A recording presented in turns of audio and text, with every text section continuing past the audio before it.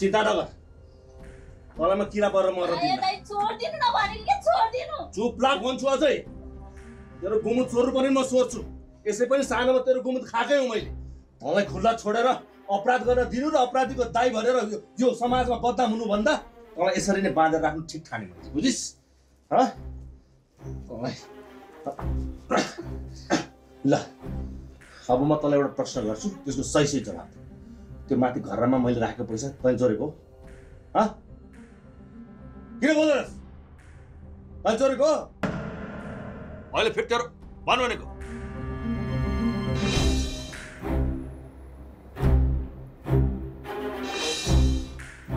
ए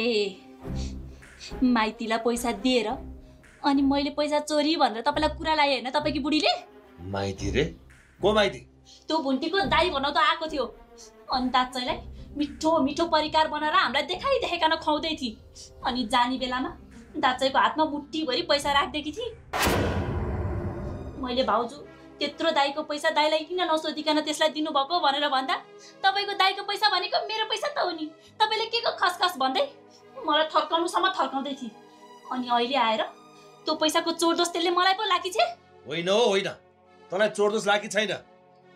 राखेको ठाउँमा पैसा नभइसकेपछि मैले भीमलाई सोधेँ उसले चलाएको छैन भन्यो तेरि भाउजूले सोधेँ उसले पनि मैले चलाएको छुइनँ भन्यो तैँले चलाइस् कि भनेर तँलाई सोधेको मात्रै हो भनेपछि तैँले निकालेको होइन होइन भने होइन होइन होइन भनेपछि त्यो राखेको ठाउँबाट पैसा चाहिँ कसरी गायब भयो कसैले पनि चलाएको छु भन्दैनन्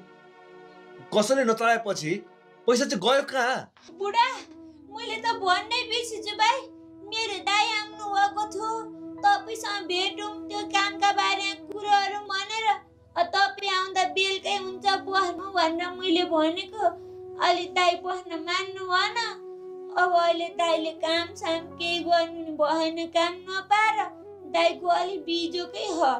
अनि अब एक रात पनि नबसी जान लाग्नुभयो बल्ल बल्ल आउनुभएको दाइ के दिएर पठाउने होला भने जस्तो लाओ है